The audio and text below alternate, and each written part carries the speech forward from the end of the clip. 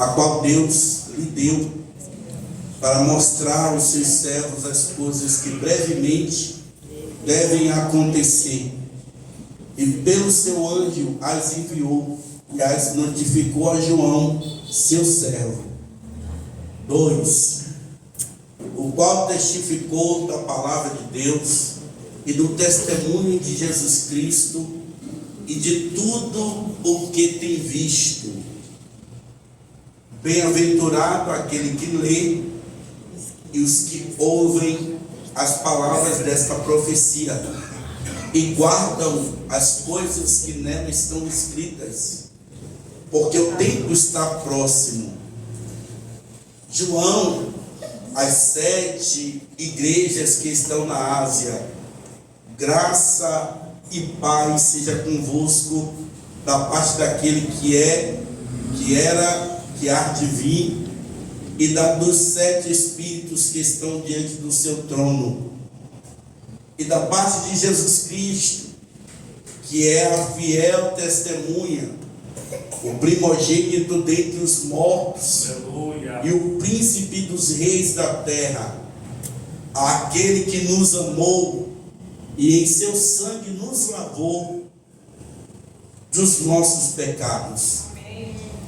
E nos fez reis e sacerdotes para Deus, seu Pai e seu Pai, e a Ele glória e poder para todos sempre. Amém. 7. E eis que vem com as nuvens, e todo olho o verá, até os mesmos que ultrapassaram, e todas as tribos da terra se lamentarão sobre ele. Sim, amém. Amém. Eu sou o Alfa e o Ômega, o princípio e o fim, diz o Senhor, que é, que era, que há de vir, o Todo-Poderoso. Aleluia. Eu, João, que também sou o vosso irmão e companheiro na aflição e no reino e na paciência de Jesus Cristo, estava na ilha chamada Patmos por causa da palavra de Deus e pelo testemunho de Jesus Cristo. E fui arrebatado no Espírito no dia do Senhor, e ouvi detrás de mim uma grande voz como de trombeta, que dizia: eu sou o Alfa e o Ômega, o primeiro e o derradeiro. E o que vês, escreve no livro e envia-os às 7 igrejas que estão na Ásia, a Éfeso, e a Esmirna, e a Pérgamo, e a Tiatira, e a Sardes, e a Filadélfia, e a Laodiceia. E virei-lhe para ver quem falava comigo, e virando-me, vi 7 castiçais de ouro, e no meio dos 7 castiçais, um semelhante ao Filho do Homem, vestido até os pés, de uma roupa comprida e cingido pelos peitos, com um cinto de ouro, e da sua cabeça e cabelos eram brancos como uma lã branca, como a neve, e os seus olhos como chama de fogo, e os seus pés semelhante a latão reluzente, como se tivessem sido refinados numa fornalha, e a sua voz como a voz de muitas águas. E ele tinha na sua destra 7 estrelas, e da sua boca saía uma aguda espada de 2 fios, e o seu rosto era como o sol, quando na sua força resplandece. E quando vi, caí aos seus pés como morto. E ele pôs sobre mim a sua destra, e dizendo-me: não temas, eu sou o primeiro e o último, e o que vive fui morto, mas eis aqui que estou vivo para todo sempre. Amém. E tenho as chaves da morte e do inferno. Escreve as coisas que tem visto, e as coisas que são, e as coisas que depois dessas hão de acontecer. e o mistério das 7 estrelas que viste na minha destra, e dos 7 castiçais de ouro. As 7 estrelas são os anjos das igrejas, e os 7 castiçais que viste são as 7 igrejas. Diga amém. Amém. Glória a Deus. Agora vamos orar, pedindo ao Senhor que ministre essa palavra em nosso coração, em nome de Jesus. Feche seus olhos, vamos falar com Deus. Querido Deus, mais uma vez em oração, estamos aqui nesta noite, nesta casa, para juntos te adorar, te bendizer, Senhor. Pai, agora diante da tua palavra, queremos ouvir a tua voz, queremos que o Senhor ministre em nosso coração, queremos ser daqui alimentados, edificados através da mesma. Senhor, envia a tua palavra, não volta vazia, antes ela prospera naquilo que ela foi enviada. Senhor, eu tenho convicção de que o Senhor é poderoso para fazer muito mais, infinitamente, aleluia, em nossas vidas, aleluia, nos surpreendendo, nos abençoando e nos fortalecendo através da tua palavra. Permanece conosco em nome de Jesus. Diga amém. Sente dando glória a Deus. Deus abençoe. Nossa irmã Mary, seja bem-vinda, minha amada. Nossa vizinha que está aqui hoje conosco. Amém. Glória a Deus. Meus irmãos, o tema da nossa reflexão hoje é o diagnóstico de Cristo. Amém? Vamos repetir para que guarde no seu coração o diagnóstico de Cristo no 3. 1, 2, 3. Diagnóstico de Cristo. O diagnóstico de Cristo. Vamos lá no 3 para ficar mais bonito. Só meia dúzia falaram. 1, 2, 3. O diagnóstico de Cristo. Pronto. Glória a Deus. Nesse tema, nós vamos refletir aqui juntos na palavra de Deus. Os irmãos ouvem muito eu falar essa expressão, que quando você erra no diagnóstico, dificilmente você vai acertar na receita. E quando se erra no diagnóstico, também se erra na receita, se erra no tratamento. Porque se você não tem um diagnóstico daquilo que está acontecendo, não tem a realidade do que está acontecendo. Mas, nesta noite, o Espírito Santo preparou uma mensagem. Aleluia! E eu tomei como base o texto de Apocalipse, que os irmãos conhecem muito bem, que os irmãos gostam de ler, que os irmãos gostam de estudar. E dentro desse texto de Apocalipse, logo no início dele, Jesus se apresenta para João, na época de Cristo mais jovem apóstolo, mas nesse momento aqui, ele já tinha por volta de 90 anos de idade quando recebeu essa revelação.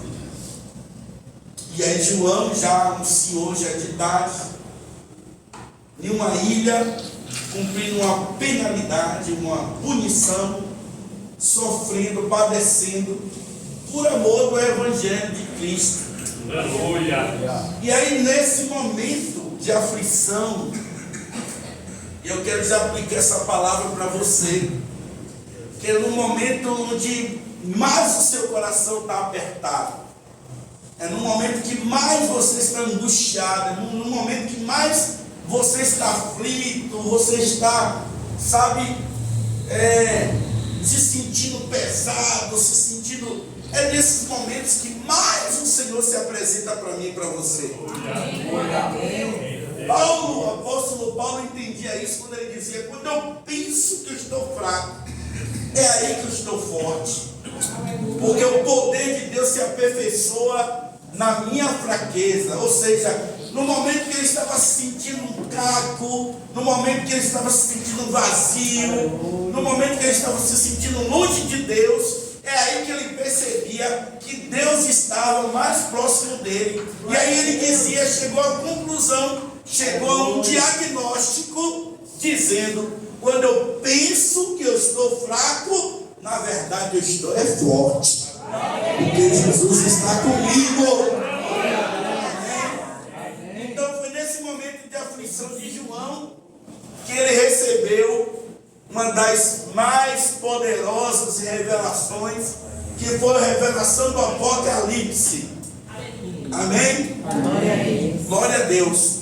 E nessa revelação do Apocalipse, o Senhor, ele se dirige à igreja da Ásia, aleluia, trazendo uma mensagem. Então aqui só foi para preparar o seu coração para a gente entrar aqui no contexto da palavra. Vamos para a introdução. As mensagens encontradas nos capítulos 2 e 3 do livro de Apocalipse são mensagens do próprio Cristo glorificado para a sua igreja. O apóstolo João é instruído a escrever 3 coisas: o que estava vendo, as que são e as que depois acontecerão. Então João, ele viu 3 coisas nesse arrebatamento, nessa visão tremenda.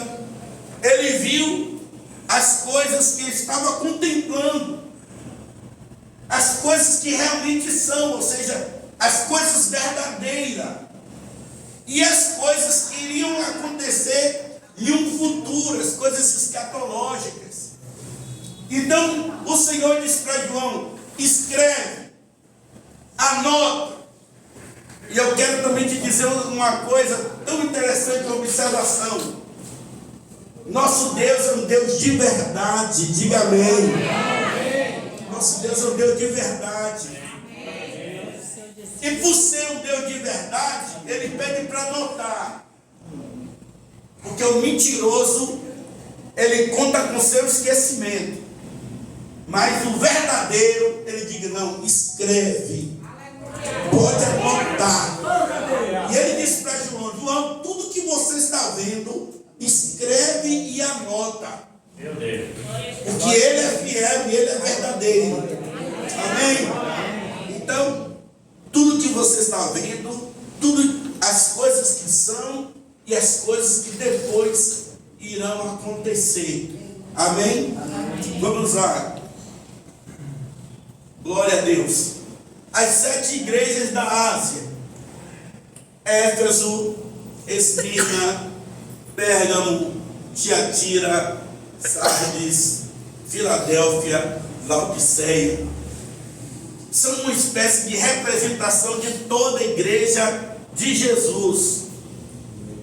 Esse grupo de igrejas situadas em cidades da Ásia, pelas quais o Senhor direciona uma mensagem, aqui representa uma forma simbólica, onde representa toda a igreja de Jesus.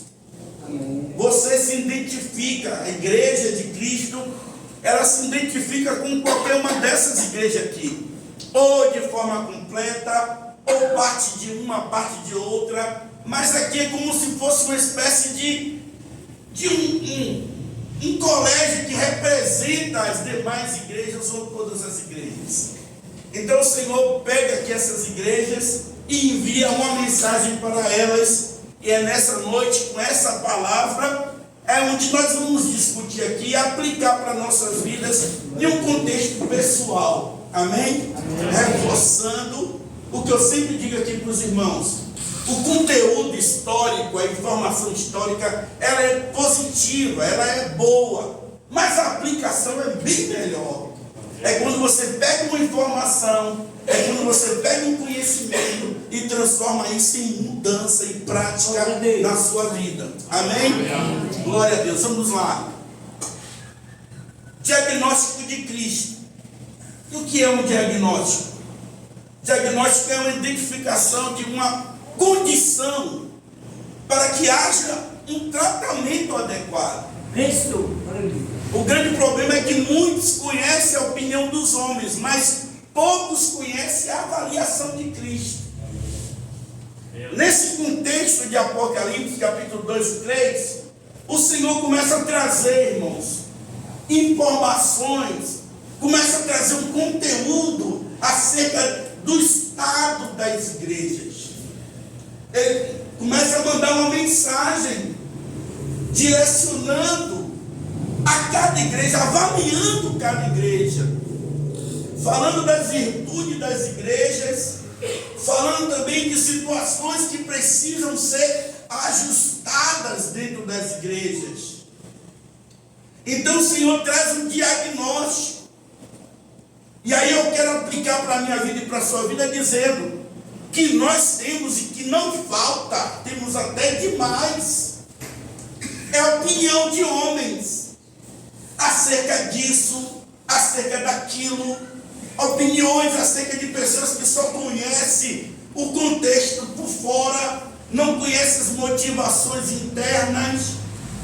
Então, por fora, todo mundo tem uma opinião, todo mundo sabe falar alguma coisa, palavras de homens, mas o difícil é nós concebermos e recebermos aquilo que é a vontade e o diagnóstico do próprio Jesus acerca de nossas vidas.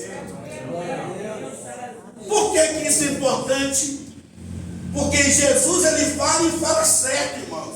Amém. O diagnóstico dele é preciso. Aleluia. Às vezes eu penso que não, Jesus diz que sim.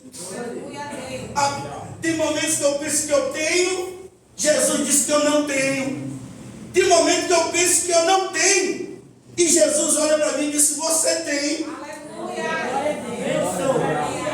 Tem momentos que eu disse: eu não sou, Jesus disse: você é. E tem momentos que eu digo: eu sou, Jesus disse: você não é nada. É porque Ele sabe o que realmente nós temos e quem nós verdadeiramente somos, porque Ele sonda o nosso interior. Amém? Então, menos da opinião de homens e mais do diagnóstico de Deus. Menos do achismo dos homens e mais daquilo que é revelação da própria palavra acerca daquilo que eu sou. E não tem nada, não tem uma receita, não tem uma clínica melhor para nos trazer uma visão do que a própria palavra de Deus. Amém? Amém? Amém. Glória a Deus. Vamos lá. Glória a Jesus. Aqui rapidamente, algumas eu sintetizei, eu resumi bastante a avaliação de algumas igrejas, que isso vai ser importante para a nossa reflexão. Avaliação resumida: a igreja de Éfeso, a igreja que perdeu o primeiro amor. Misericórdia. Muito trabalho, pouca paixão, ortodoxia sem afeto, sem sentimento. A igreja de Éfeso é uma igreja que trabalhava muito. É uma igreja que o Senhor disse assim: eu conheço as tuas obras, a tua paciência, conheço o teu trabalho, conheço a sua dedicação, porém, eu tenho contra ti que você abandonou o primeiro amor. E aí eu quero aplicar para mim, para você, dizendo que não adianta, não é proveitoso para mim, nem para você, termos um ativismo religioso, muita igreja, muito serviço, muitas coisas religiosas, sem um verdadeiro sentimento puro pelo dono da obra. E isso é possível, pastor André? Claro que é possível. A igreja de Éfeso é um retrato disso, de pessoas que até estão aplicando para nosso contexto, estão na igreja, estão fazendo a obra, estão, sabe? Mas cadê o sentimento? Cadê o amor? Cadê o, sabe? pela obra de Deus. Amém? Então há muito trabalho, pouca paixão. Essa expressão ortodoxia quer dizer muito zelo por algumas regras, alguns conceitos, alguns princípios. Mas não basta ter zelo pelos princípios se isso não for movido pelo sentimento maior, que é o sentimento de amor pelo Senhor. Senão a gente vai ficar como os fariseus, que só colocava o coração nas regras, só colocava o coração nas ações. Mas quando você vai ver aquilo que é a essência da lei, eles desprezavam, que era amar a Deus sobre todas as coisas e amar o seu irmão, amar as pessoas, amar a si mesmo. Ou seja, o amor tem que estar envolvido em tudo que nós fazemos. Amém? Glória a Deus. Vamos lá. Glória a Deus. Avaliação resumida de Esmirna. A igreja que sofre, mas é rica. Esmirna é uma igreja que é pobre aos olhos dos homens, mas rica diante de Deus. Aleluia. O Senhor diz para Esmirna assim, ó: conheça as tuas obras, o teu trabalho e a sua pobreza. Aí, aspas. Mas você é rica. Glória. Glória a Deus. Maravilha. Já viu o diagnóstico? Esmirna olhava para si mesmo e dizia: sou pobre, sou uma igreja pobre. Os irmãos ali notaram que a Ásia tinha algumas igrejas naquele tempo muito abençoadas. Éfeso mesmo era uma igreja top. Por que top? Porque Éfeso era uma cidade portuária, onde Éfeso, Corinto, Creta, algumas cidades eram cidades abençoadas porque tinha um comércio naquele tempo, que era o comércio marítimo. Mas Esmirna não. Esmirna era uma cidadezinha mais simples, mais pobre. E aí o Senhor dizia para eles assim: conheça a sua pobreza. Mas não ficou por aí. O Senhor disse: mas quer saber uma verdade? Você é rica. Glória a Deus. Põe aí o texto, Sam. Está aqui no versículo. Deixa eu ver com os irmãos aqui. Glória a Deus. A gente está aqui. Glória. 2, versículo 9. Glória a Deus. Eu conheço sua pobreza, mas você, diante dos homens, é pobre, mas diante de Deus, você é rica. Você é rica. Amém? Conheça as tuas obras e tribulação e pobreza. Jesus falando, mas ele abre uma aspas e traz um diagnóstico real. Jesus diz: mas na verdade você é rica. Amém? Glória a Deus.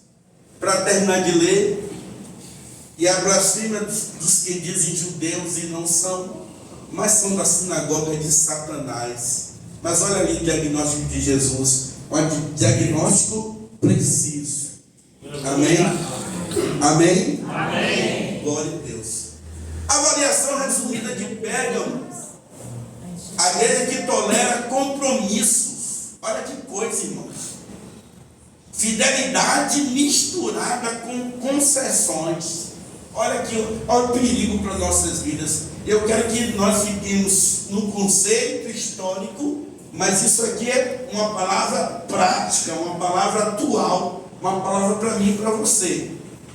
É uma igreja que tinha fidelidade, tinha compromisso com o Senhor, mas permitia muitas coisas acontecerem no meio da igreja, algumas alianças, tolerava Jezabel, tolerava algumas coisas.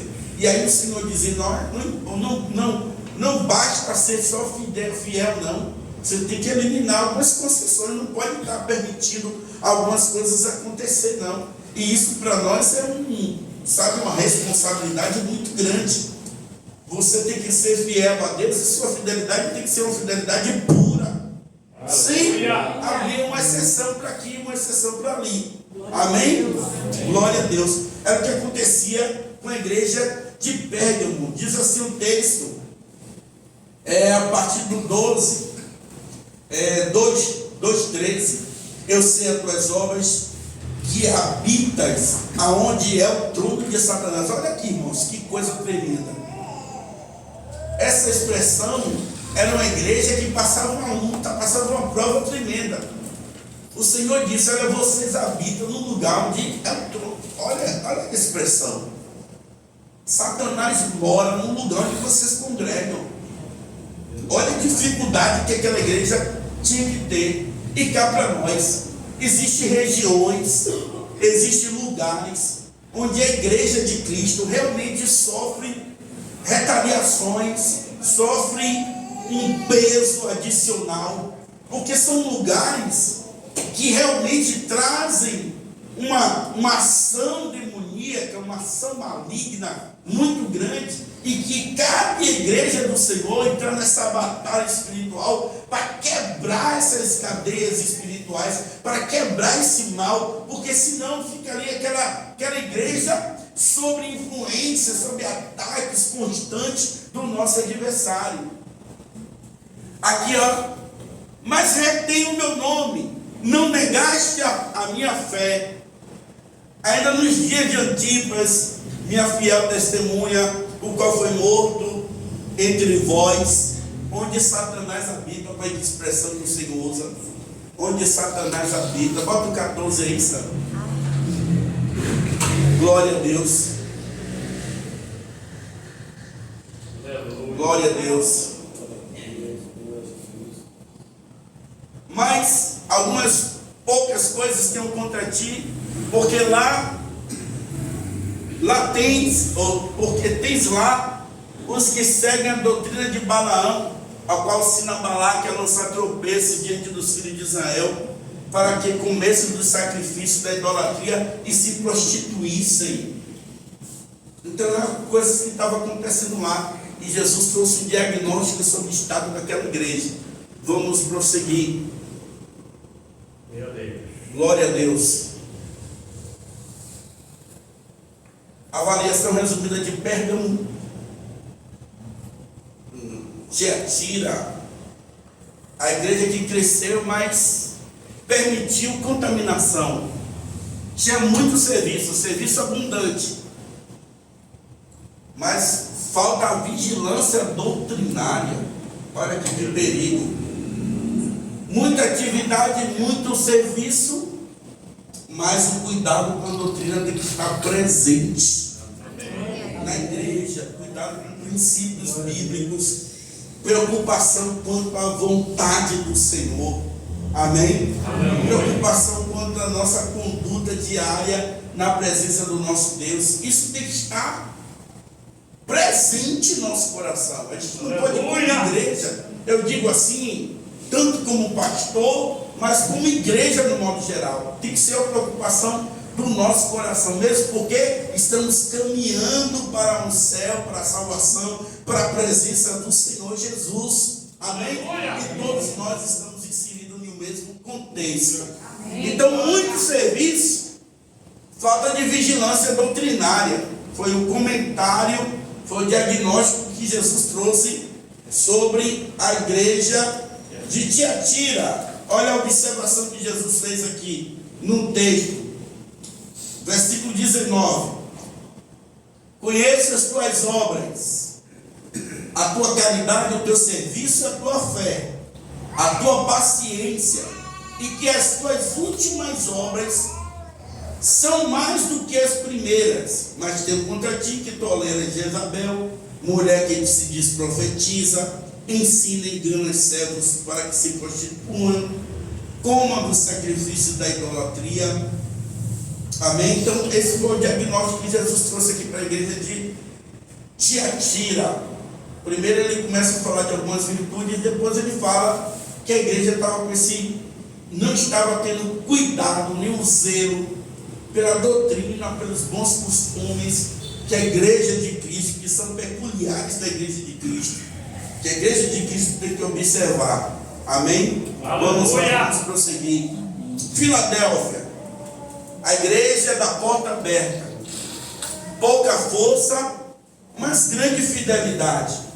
É aquela igreja que Jesus olhou e disse: olha, vocês têm pouca força, mas vocês não negam o meu nome. Vocês permanecem de pé. Vocês continuam de pé. Mesmo se achando fraquinho, mesmo se achando fraquinha, mas vocês não negam o meu nome. Aleluia. Amém? E aí o Senhor declara, né, aquela palavra que todos nós conhecemos: eis que diante de ti eu pus uma porta aberta que ninguém pode fechar. Amém? Glória a Deus. Vamos lá para Laodiceia. Essa avaliação resumida de Laodiceia é uma igreja da autossuficiência, rica materialmente, mas pobre espiritualmente. É o contrário da igreja de Esmina, que dizia que era pobre. Jesus olhava para ele e dizia: conheço a sua pobreza, mas na realidade você é rica. Aqui já é o contexto diferente. A igreja de Laodiceia se gabava e dizia: rica sou, não tenho falta de nada.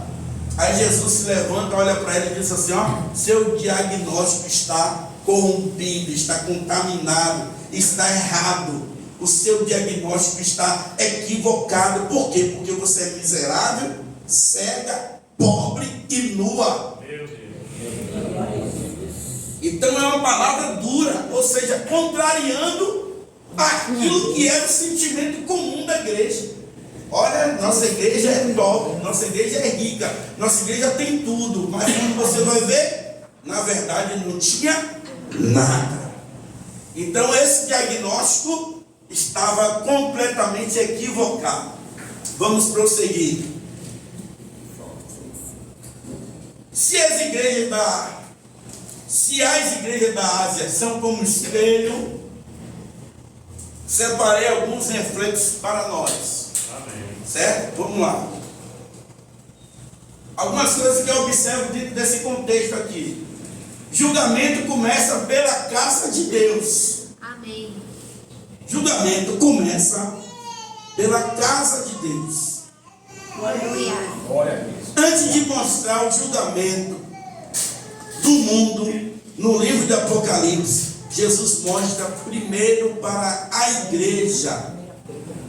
Antes de consertar o lado de fora, Jesus começa consertando por dentro. Aleluia. Antes de nós comentarmos, bota esse texto aí de 1 Pedro 4,17. Diz assim, ó: porque já é tempo que comece o julgamento por onde, irmãos? Pela casa de Deus. Por onde? Pela casa de Deus. É pelo mundo que vai começar o julgamento? Não. É pelos incrédulos que vai começar o julgamento? Não. É pelos que estão lá fora que vai começar o julgamento? Não. Cadê o meu lado esquerdo que não fala nada aqui?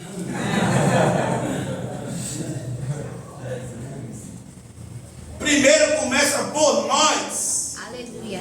Amém. Glória a Deus. Olha a palavra, olha, sentiu o peso dessa palavra aí? Sentiu seus ombros? Sentiu aí o peso? Deus.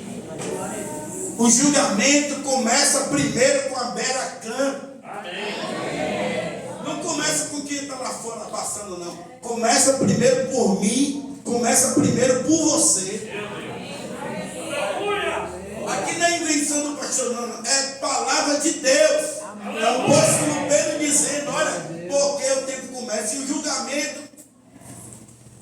porque já é tempo que começa o julgamento pela casa de Deus. E se primeiro começa por nós, qual será o fim daqueles que são desobedientes ao Evangelho de Deus? Ou seja, se o tratamento do Senhor começa conosco, então começará por nós. Amém. Então eu percebo aqui que essa mensagem é um tratamento que começa por dentro. Ou seja, Deus começa tratando a minha vida e a sua vida. Amém? Ele trata porque nos ama. Ele corrige porque nos ama. Ele quer estar comigo, ele quer estar com você. Amém? Glória a Deus. antes de mostrar o julgamento para o mundo, no livro de Apocalipse, Jesus mostra primeiro para a igreja. Antes de consertar de fora, Jesus começa consertando por dentro de casa. Amém? Aleluia! Bote lá. Olha que coisa linda, irmãos. Feliz é quem lê. Amém, Senhor. Eu fiz questão de transcrever esse texto aqui para vocês observarem uma coisa. Em Apocalipse 1:3 diz assim: bem-aventurado aquele que lê as coisas. Bem-aventurado aquele que lê e os que ouvem as palavras dessa profecia e guardam as coisas que nela estão escritas, porque o tempo está próximo. Deus promete uma bênção especial para os que leem e ouvem e obedecem a sua mensagem. Aleluia. Mas eu fiz questão de transcrever para chamar a sua atenção. Bem-aventurado é os que lê. Irmão, já é feliz quem lê. Glória a Deus. Amém, Senhor. Glória a Deus. Ah, pastor André, mas eu não entendo. Mas leia. Glória a Deus. Ah, pastor André, eu tenho pouca leitura. Leia do seu jeito. Porque existe uma bênção para quem lê, irmão. Se eu te disser que se você ler, você vai ser abençoado, você vai perder a bênção? Ei, diga aí. Mas tem muitos que estão perdendo a bênção. Só lê a Bíblia quando o pastor manda abrir na igreja, no culto. E hoje em dia nem mais, tem alguns que nem abrem mais. Não, tem um telão. Glória a Deus. Amém. Mas está escrito: bem-aventurado é aquele que lê. Eu estou inventando? Não. É palavra de Deus? Sim. Deus tem uma bênção para quem lê. Então, opa! Se depender de bênção de leitura, oh Jesus, me abençoa. Glória! Porque eu vou ler. Amém. Glória. Tem gente que até o livro de Apocalipse não gosta de ler, não, de leão com chifre de escorpião, de não sei o que, e me dá um. Tem gente que eu já vi pessoas, e não é incomum, não. É bem comum pessoas que não. Eu leio os Salmos, eu leio os. Mas Apocalipse eu não leio, porque me dá uma. Mas leia. Aleluia! Leia, porque tem uma bênção embutida enquanto você lê. Enquanto você lê, você está sendo abençoado por essas profecias, por essa palavra. Amém? Então leia muito, porque quanto mais você lê, mais abençoado você vai ser. Amém? Agora tem um detalhe aqui. Você já viu a expressão bem-aventurados os que lê no singular? Bem-aventurado é aquele que lê no singular. Aí quando ele diz assim, ó, e os que ouvem. Glória a Deus. Amém. Já no plural. E os que guardam. Ouvem e guardam no plural. Mas lê no singular. É particular. É pessoal. Glória a Deus. Pessoal, né? Você faz a sua leitura. Aleluia. É o seu momento. Glória. Ou eu senti isso aqui. Ou pode ser assim, né? Um lê, mas outros ouvem, Amém, Senhor. Glória a Deus. outros guardam, outros praticam. Amém? Mas, contudo, existe uma bênção sobre nós. Louvado seja Deus. Só por ler tem uma bênção, mas quando você ouve, quando você escuta, você sabe que tem uma diferença entre escutar e ouvir, né? Sabe ou não Glória a sabe? Deus. Sabe a diferença de escutar e ouvir? Glória a Jesus, glória a Deus. A igreja ficou assim mesmo, silêncio. Louvado seja Deus. Hã? Ouvir é entender e escutar, você só escutou e deixou passar. É, mais ou menos isso aí. Muito bem. Você ouve, ó, guarda, você ouviu. É, escutar, você, sabe? Ouvir é você dar atenção, você compreender, você, sabe, cumprir. Mas escutar. Amém? Amém.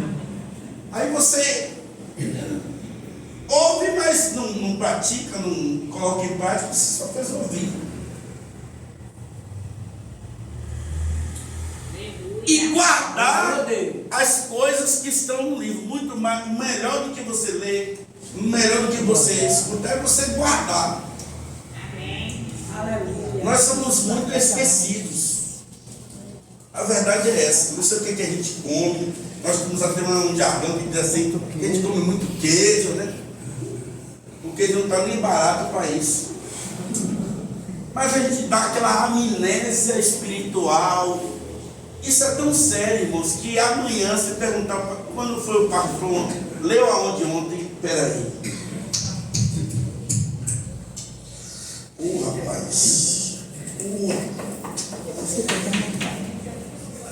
Se eu perguntar o tema da mensagem da terça-feira passada, quem lembra? Hã? Deixa a palavra. Ouve e guarda. O salmista diz assim, ó, Senhor, eu guardei. Olha que carinho. Olha que carinho. Eu guardei a sua palavra no meu coração. Para quê? Para não pecar contra o Senhor. Então é você guardar, é você colocar no seu bom depósito, é quando você bota num bom lugar, e esse lugar é um lugar especial, não é um lugar, aquele cantinho, aquele porão, muitas das vezes escuro, fédido, frio, lá no canto, você bota lá, guardei, lá. Não, irmãos, tem que ser de um lugar de honra. Amém? Quer que, só para não ficar nessas palavras, rapidamente, não tangenciar aqui, o porquê que Obed-Edom foi abençoado, Abimeleque, a arca passou 24 anos na casa de quem foi o outro? Não, Obed-Edom, não lembro, o outro que ficou lá guardando. Não, esqueci, o Zara foi o que morreu. Esqueci o nome, estou devendo para os irmãos. Ele ficou 24 anos com a arca lá na casa dele lá. Aí Obed-Edom pegou, botou a arca dentro da casa dele 3 meses, mas diz que Deus abençoou a casa de Obed-Edom e trouxe tanta bênção que isso chegou aos ouvidos de Davi. Olha, Deus está abençoando a casa de Obed-Edom. E por que a casa do outro ficou 24 anos com a arca lá e não foi abençoada? Certamente pegou, não é para guardar, vai lá no canto onde ninguém mora. Bota essa arca aí, joga os panos por cima, bota um bocado de creco. Abinadab, os universitários. Abinadab. Bota um bocado de coisa aí, larga lá no canto, lá no porão, lá no fundão. Eu vou abençoar. Mas eu sinto, a Bíblia não diz não, mas eu sinto que quando Obed-Edom recebeu a arca, ele botou no meio da sala. Tira essa mesa, tira os vasos, tira tudo. Agora o brilho agora vai ser da arca. O melhor móvel, o melhor enfeite da minha casa vai ser a arca. Quem está na minha casa vai ver a arca logo de cara. Vai ter um lugar de honra na minha casa. E Deus, ele abençoa conforme aquilo que você faz para ele. Se você dá um lugar de honra na sua vida, Deus, ele vai te honrar também. Não vai pegar, tratar Deus de qualquer coisa, de qualquer jeito, e depois quer que Deus te dê atenção.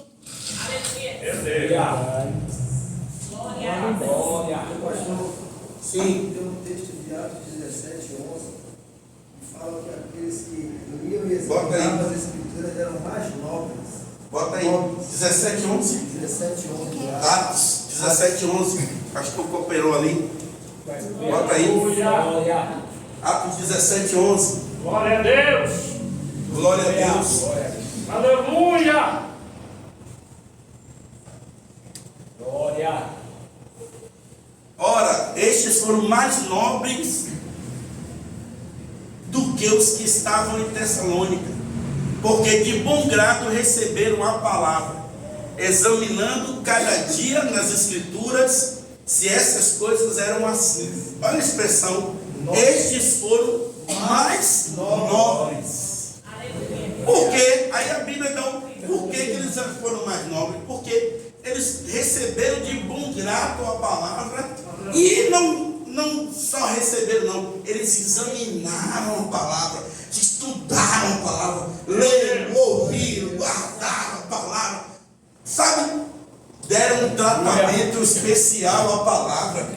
E se você dá um tratamento especial à palavra, a própria palavra vai ser recíproco na minha e na sua vida. Você também vai ter um lugar especial dentro do contexto dessa palavra. Vamos lá, Sam, para a gente adiantar. Glória. Olha, irmãos, que coisa linda. Deus conhece as suas virtudes. Amém. As pessoas estão olhando para a igreja com um olhar crítico, vendo só os defeitos. E por isso nenhuma igreja presta para elas. Porém, o dono da igreja, que é Jesus, olha aí, apesar dos defeitos, vê as virtudes também. Amém. Irmãos, hoje só bastava esse slide para a gente ficar aqui. Não precisava mais de outros. Maravilha, Jesus. Porque o que tem hoje de pessoas Glória a Deus. que tem uma visão ruim da igreja, não vê coisa boa na igreja, só sabe criticar. Olha, queridos, não sabe, não vê, só olha, só vê dificuldade, só vê coisa ruim, só vê coisa torta, só vê sujo, só sabe, não sabe ver coisa boa. Põe esse texto aqui, Apocalipse 2:1. Presta atenção. Escreve ao anjo da igreja de Éfeso. Isso diz aquele que tem na sua destra as 7 estrelas, que anda no meio dos 7 castiçais de ouro. O que isso tem a ver, pastor? Eu vou clarear o seu entendimento. Aqui, ó. Você leu no texto que os castiçais representam a igreja. Ó. Que anda no meio dos 7 castiçais. Ou seja, sabe por que o Senhor conhece suas virtudes? Porque Ele anda no meio da igreja.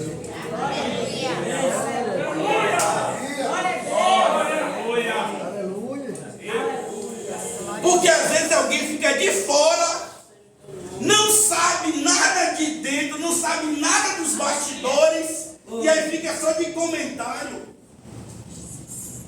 Mas Jesus fala das virtudes por quê? Porque Ele está no meio. Ele sabe da dificuldade, Ele sabe da luta, Ele sabe do processo, Ele sabe o quanto custou para chegar naquilo ali. Porque ficar de parte só dando opinião, chega de opinião. Eu fico com o diagnóstico de Jesus sobre a minha vida e sobre a sua igreja. Glória a Jesus.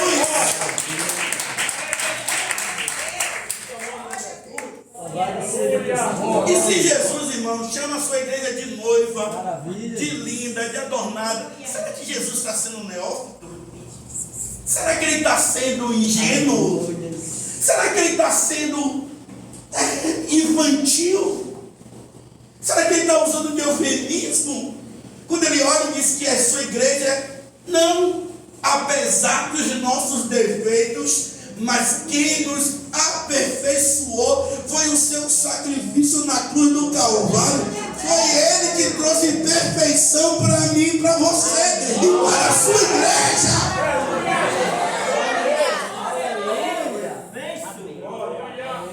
Eu gosto muito das expressões do apóstolo Paulo quando ele trata com a igreja de Corinto.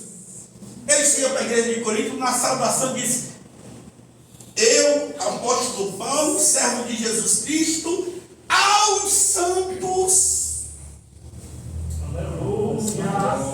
aos eleitos, aos amados. Aí depois, olha, o que está acontecendo no meio de vocês não é para acontecer não.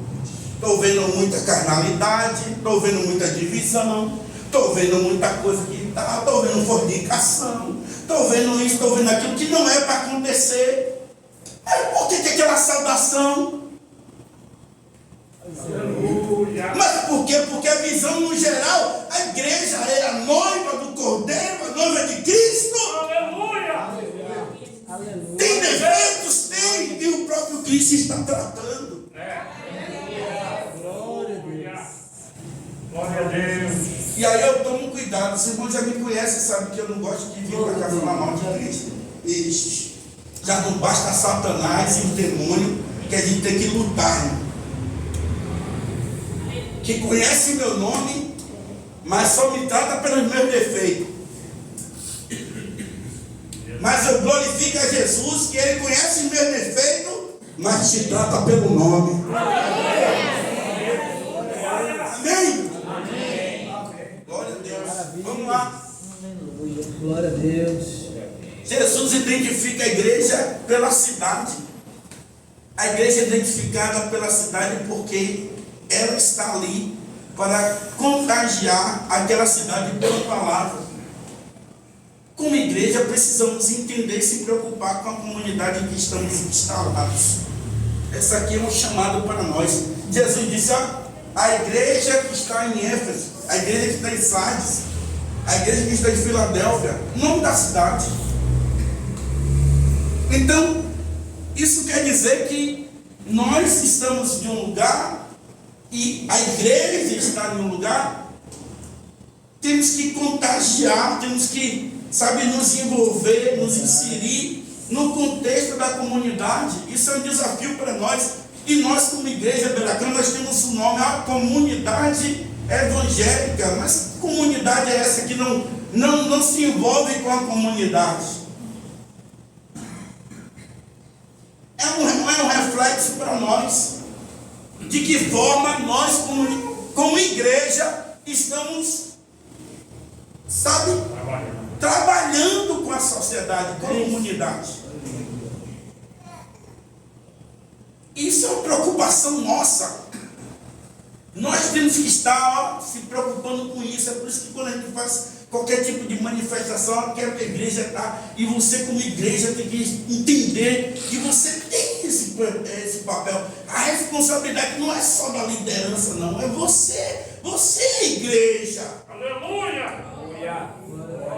Às vezes é difícil a gente entender e absorver essa responsabilidade.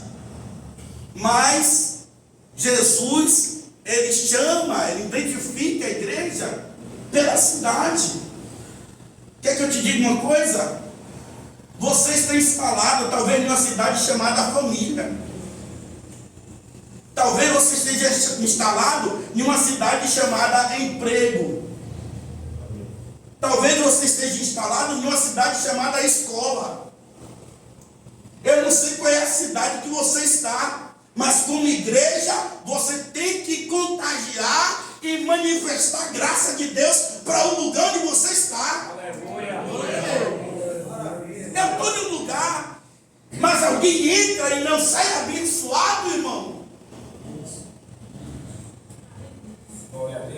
Não, eu tenho que contagiar o meu lugar. O meu lugar é essa é a minha cidade. E eu vou demonstrar a graça de Deus nessa cidade que eu estou inserido. Entende-se sobre cidade, sobre o lugar onde Deus te colocou.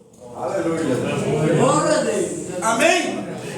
Que a Belacã seja uma igreja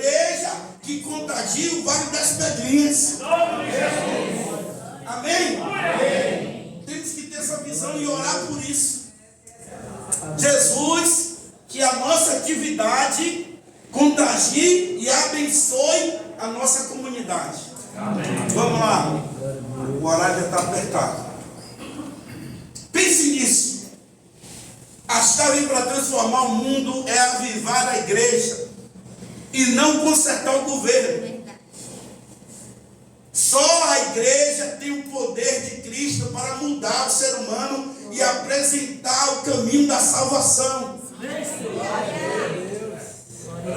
Não importa se o prefeito é bom ou se é ruim, não importa se o governador é bom ou é ruim, não importa se o presidente é bom ou é ruim, se é de centro, se é de esquerda, se é de direita, não importa. O importante é que a igreja esteja avivada. Porque somos nós que temos a mensagem de salvação. Maravilha. Governo bom pode te dar até recursos, você pode melhorar na economia, você pode melhorar em alguns aspectos. Governo bom, mas uma palavra de salvação só quem tem é a igreja. E só quem pode libertar é aquele que tem a mensagem de Cristo, a mensagem da cruz. Então, é para a gente pensar. A chave para transformar nossas vidas é o lugar onde nós estamos inseridos, é a igreja de Cristo. Amém? Eu fiz um destaque. João está pagando o preço da renúncia. Lembra que eu falei no começo? Ele estava na ilha, exilado, cumprindo uma pena, porque pregava o evangelho. Enquanto outros cristãos estavam tolerando as doutrinas de Jezabel, a imoralidade, a idolatria, essa observação que Jesus fez. Aí eu fiz um contraste. Aí eu fiz essa seguinte aplicação. Enquanto há cristãos pagando alto preço para permanecer na presença do Senhor Jesus, outros estão vivendo uma vida cada vez mais mundana. Foi eu meditando nessa palavra, eu vi que um pagando um preço. Mas quando eu vi o diagnóstico de Jesus sobre as igrejas, eu vi, tem um conteúdo que você tolera Jezabel, que você está errando, que você está mentindo, que você está se prostituindo. Aí eu disse, meu Deus, enquanto um está ali, sabe, pagando um preço com a sua própria vida, outros estão, sabe? Então, é uma aplicação para nós. Eu não posso, enquanto meus irmãos estão orando, estão jejuando, estão segurando a corda, estão se esforçando para ver a hora de pé, para ver Deus fazer, para ver Deus acontecer, e outros não estão nem aí. Nem se toca, nem sente.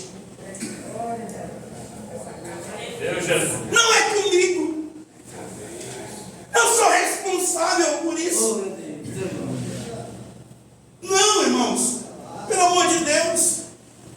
Eu faço jus àquela palavra de Urias, quando ele recebeu o indulto para ficar na sua casa. Quando chega de manhã que Davi abre a porta, vê ele lá e diz para ele: ô moço, você ficou aqui? Ele disse: meu rei, meu senhor, como é que eu pode eu ir para minha casa, ter o prazer da minha esposa, enquanto meus irmãos estão lá enfrentando a espada dos filhos de Amon?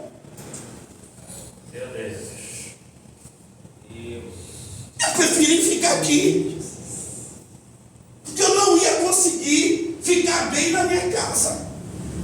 Eu não conseguiria dormir. Porque como é que eu posso ficar na minha casa sabendo que meus irmãos estão lá na peleja? Aí você aplica para a sua vida, isso que não é só histórico, não. Traga para a sua vida, traga. Aleluia! Então, como é que eu posso fazer? Eu estou deixando enquanto outros estão ali segurando a corda e eu podendo segurar também. Aleluia! E ninguém vê minha mão. E tem uns que até a gente chama, vem, rapaz, segura. Mas sabe aquele pegar? sem pegar? Meu Deus. Bota a mão, mas não bota a força. Bota a mão, mas não puxa. Mas quer ficar com a mão. Meu Deus. É por isso que o diagnóstico de Jesus é real. Porque ele sabe quem puxa e quem só está de goeba, como diz o povo, de conversinha, de tapiação. É você com a força terrível, outros fingindo que está perdendo.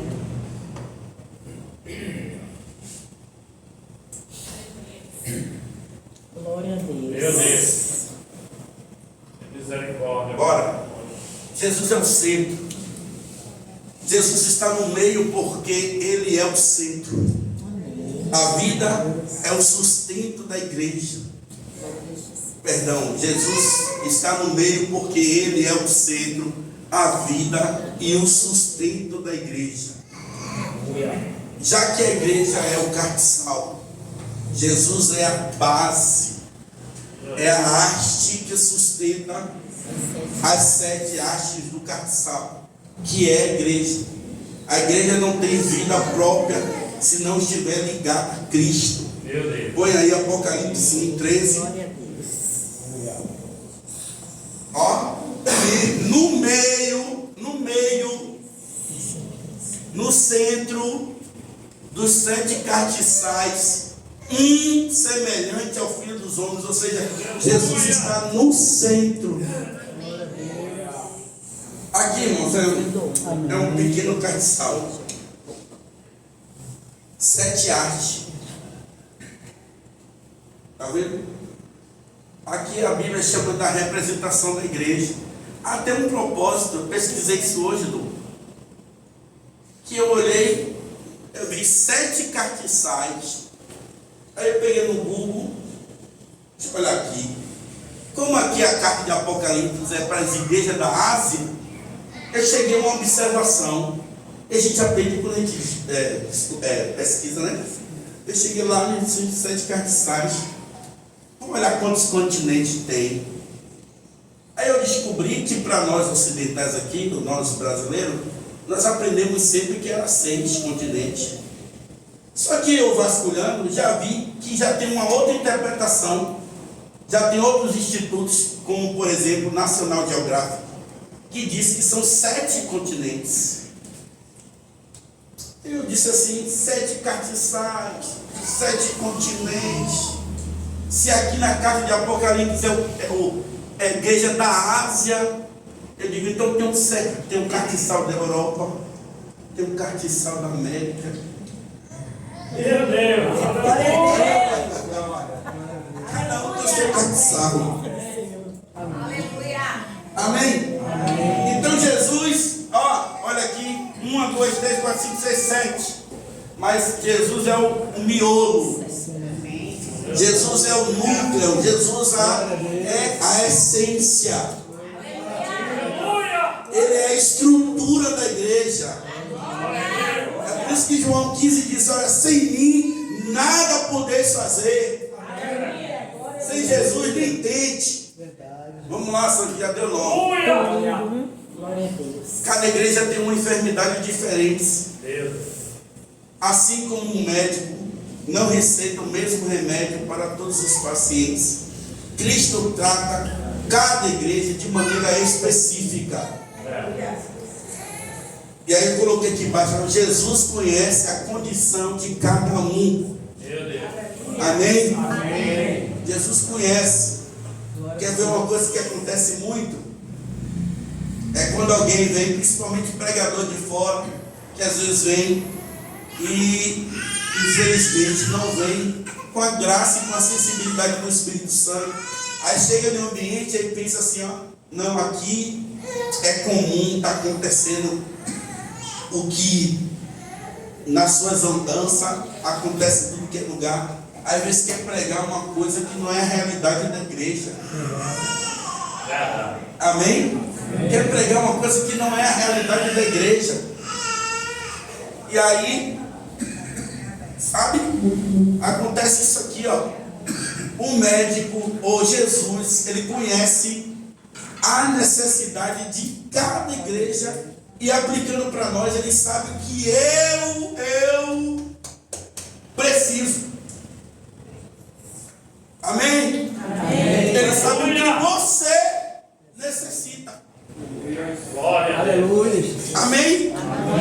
Em nome de Jesus. Então, ele não pega um remédio só para todo mundo. Aleluia. Às vezes acontece também isso, é que eu me encaixo como um líder. Mas graças a Deus que até que o Senhor tem me guardado. Mas aqui eu já vou trazer a porrada para os líderes. Por que para os líderes? Porque às vezes tem uma pessoa que está se comportando de um jeito na igreja. Em vez de chamar para conversar com aquela pessoa, aí prepara um culto, a mensagem toda é direcionada para aquela pessoa, mas e o resto?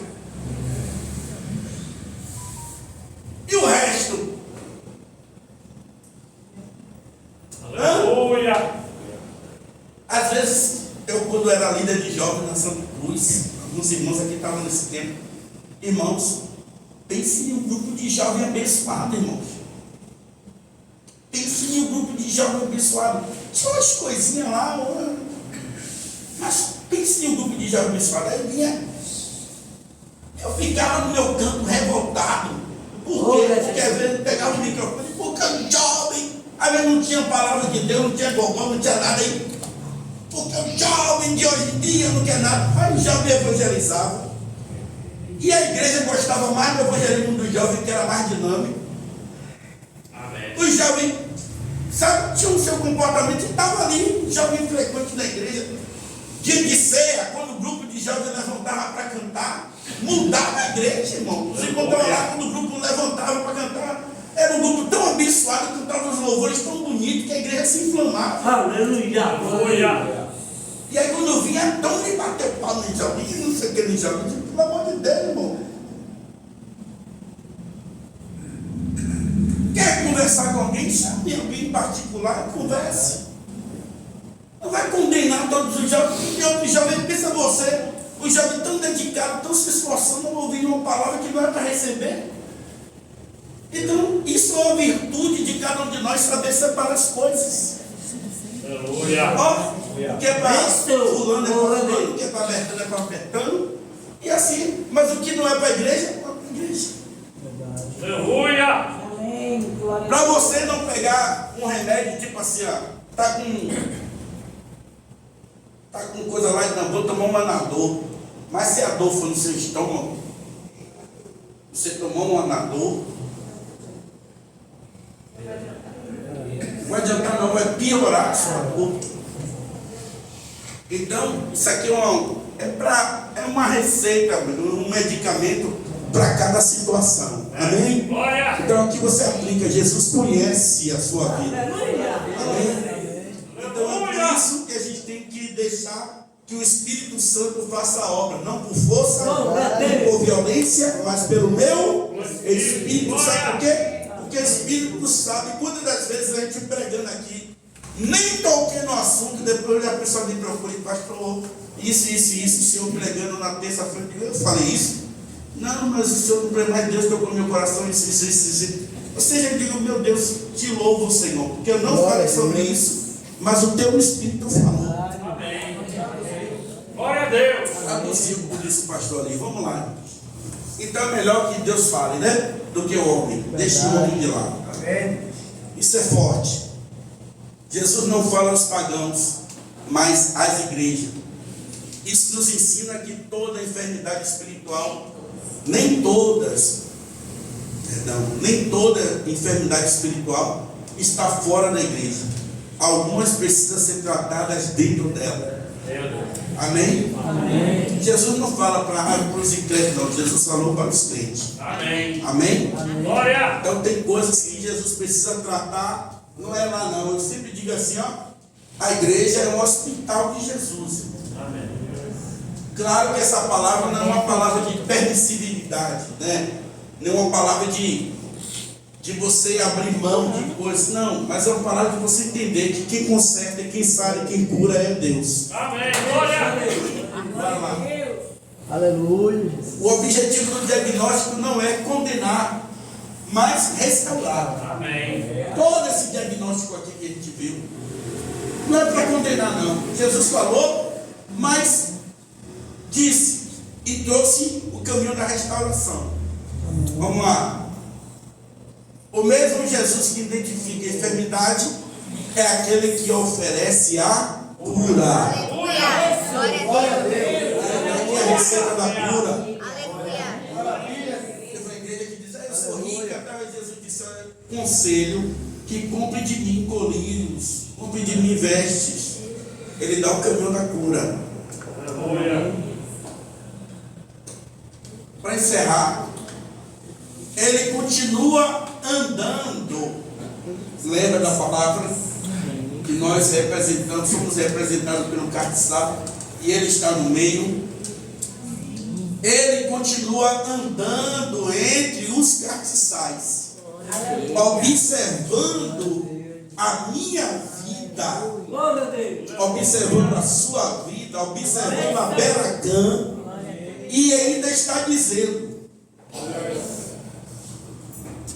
quem tem ouvidos, ouça o que o Espírito diz às igrejas. Amém.